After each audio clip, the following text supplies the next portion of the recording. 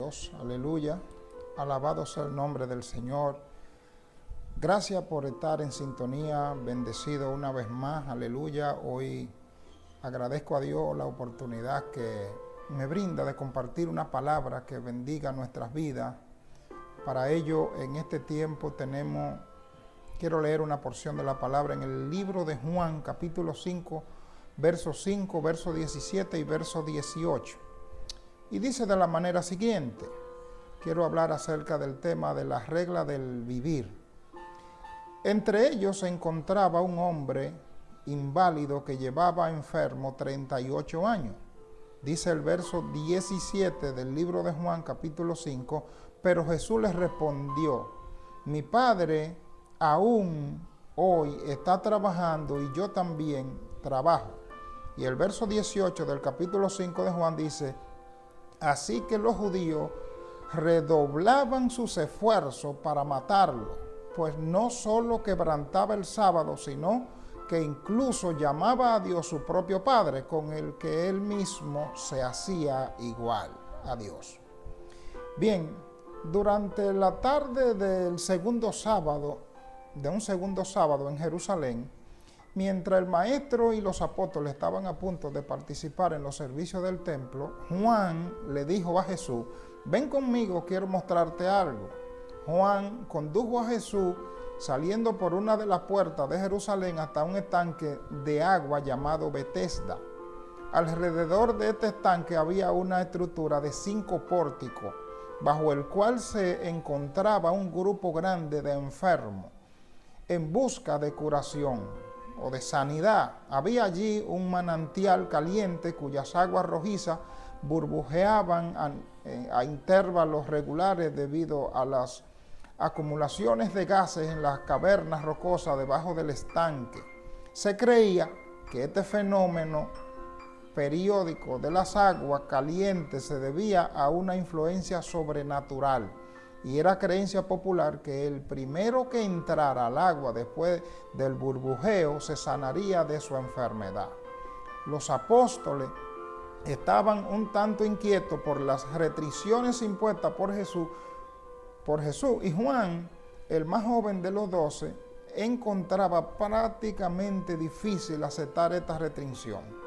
Había traído a Jesús al estanque pensando que el espectáculo de los afligidos allí reunidos tanto conmovería la compasión del maestro, que llevaría a efectuar un milagro de sanidad, asombrando así a todo Jerusalén, y de una vez terminarían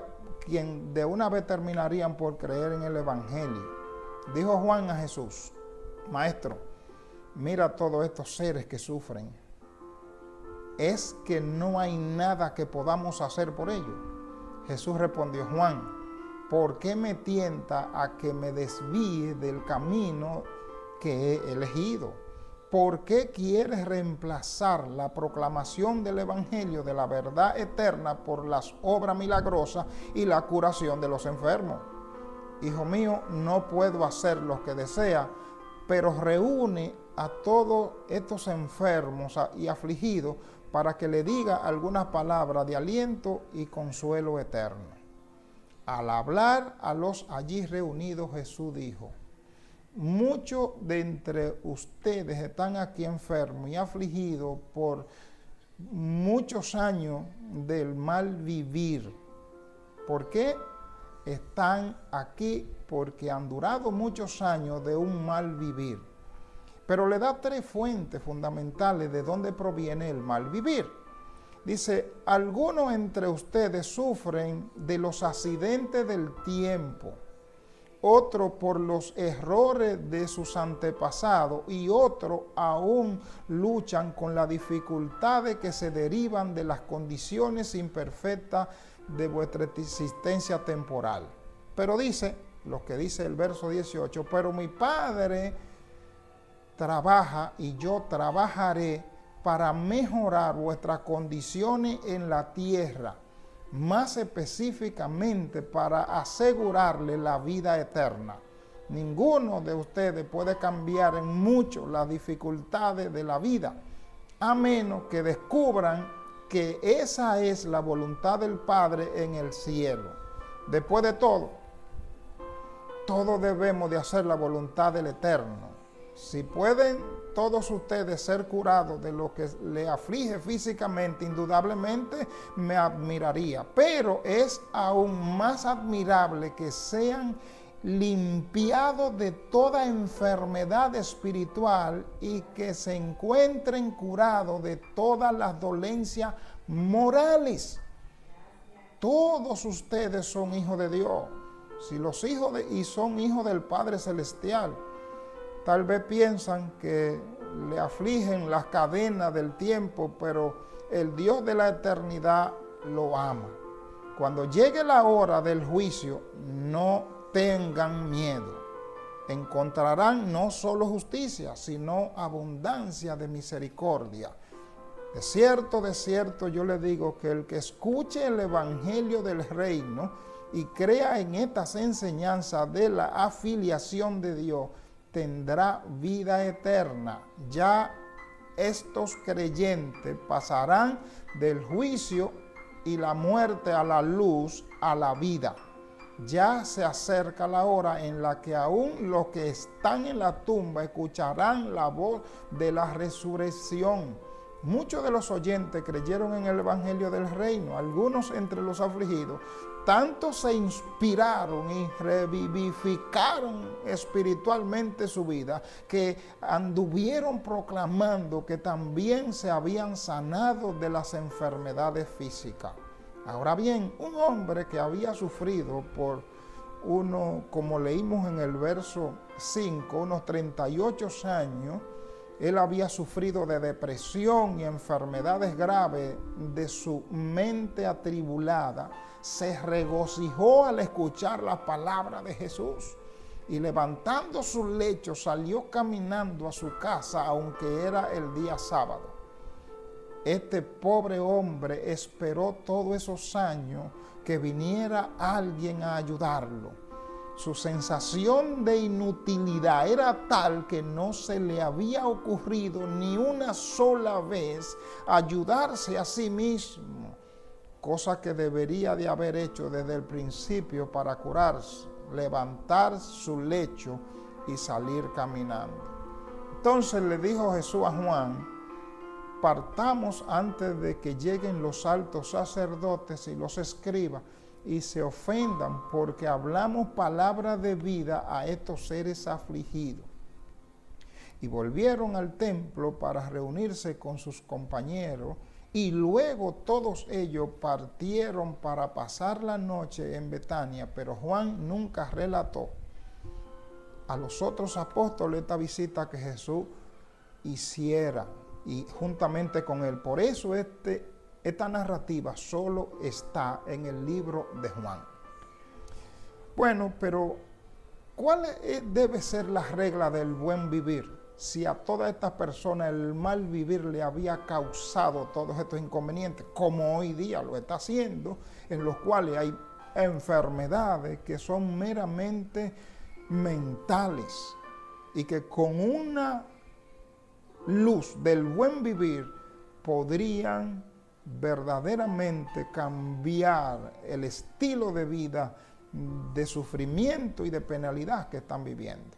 Bueno, pues ese mismo sábado en la tarde, mientras Jesús y los 12 y un grupo de creyentes estaban reunidos alrededor del fuego en el jardín de Lázaro, Natanael hizo a Jesús la siguiente pregunta: Maestro, aunque nos enseña la versión positiva de la vieja regla de la vida, instruyéndonos qué debemos hacer para los demás, que debemos hacer para los demás lo que quisiéramos que ellos hicieran para nosotros.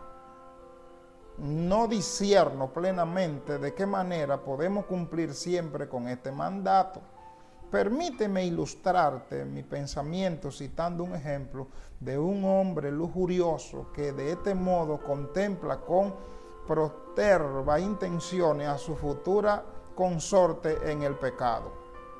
¿Cómo podemos enseñar que este hombre de malas intenciones debe hacer para los demás lo que quisiera que hiciera para él?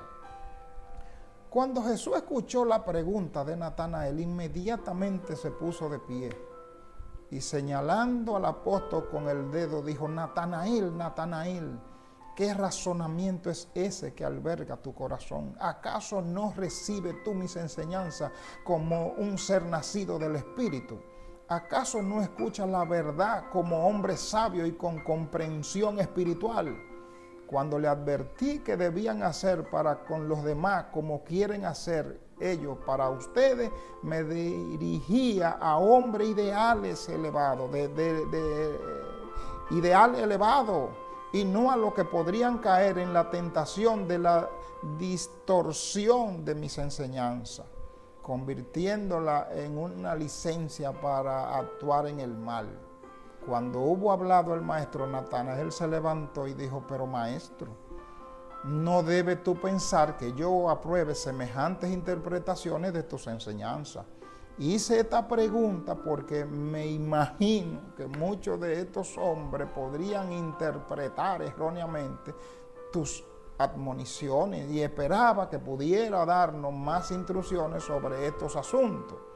Cuando Natanael se hubo sentado, Jesús continuó hablando: bien sé yo, Natanael, que tu mente no aprueba tales ideas de maldad, pero me desalienta el hecho de que ninguno de entre ustedes interprete en forma genuinamente espiritual la mayor parte de mis enseñanzas comunes, instrucciones que debo impartir a ustedes en el lenguaje humano y como los hombres deben de hablar sobre estos asuntos.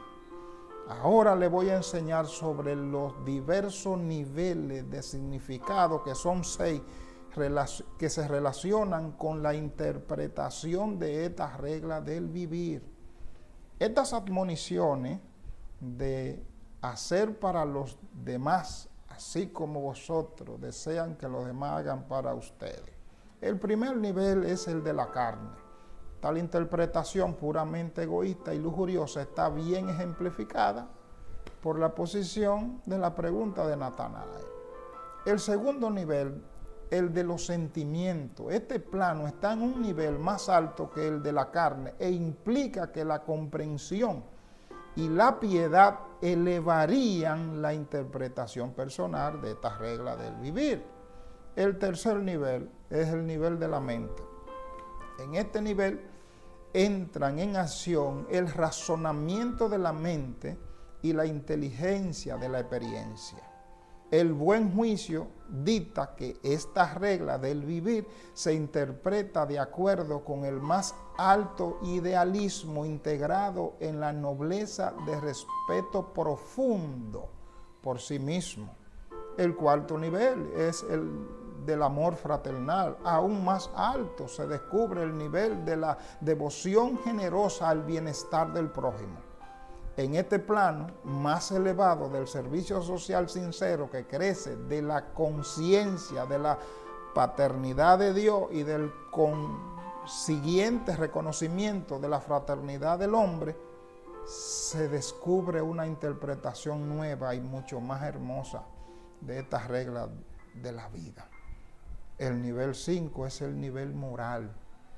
Y cuando lleguen a verdaderos niveles filosóficos de interpretación, cuando tengan verdadero discernimiento de la rectitud y el error en las cosas, cuando perciban la idoneidad eterna de las relaciones humanas, comenzarán a visualizar tal problema de interpretación imaginándose cómo visualizaría e interpretaría una tercera persona de mente elevada, idealista, sabia e imparcial, ese concepto aplicado al problema personal de adaptación a las situaciones de nuestra vida. Y el último nivel, que es el 6, es el nivel espiritual. Llegamos a este nivel más elevado de todo, el del discernimiento del espíritu y de la interpretación espiritual que nos impulsa a reconocer en esta regla de vida el mandato divino de tratar a todos los hombres así como concebimos que Dios lo trataría.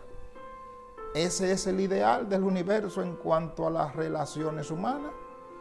Esta es pues vuestra actitud frente a todos estos problemas cuando vuestro deseo supremo es hacer por siempre la voluntad del Padre. Deseo por ello que hagan para todos los hombres lo que saben que yo haría en circunstancias semejantes. Nada de lo que Jesús había dicho a los apóstoles hasta ese momento lo había impresionado tanto. Siguieron discutiendo las palabras del Maestro mucho después de él haberse retirado, aunque Natanael tardó en recobrarse de la impresión de que Jesús no había interpretado bien el espíritu de su pregunta.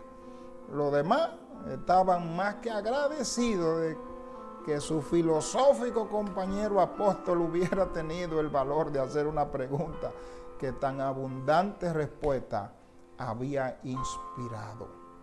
Estas son las cosas que como regla de vida nos pueden impedir situaciones difíciles.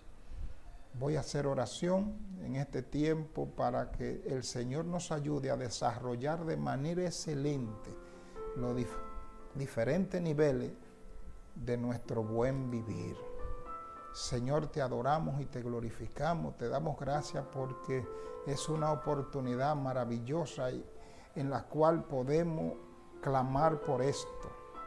Es que el buen vivir nos va a ayudar a tener, aleluya, salud espiritual, conciencia de la realidad divina, y nos vas a permitir tener un corazón inclinado siempre a hacer tu voluntad.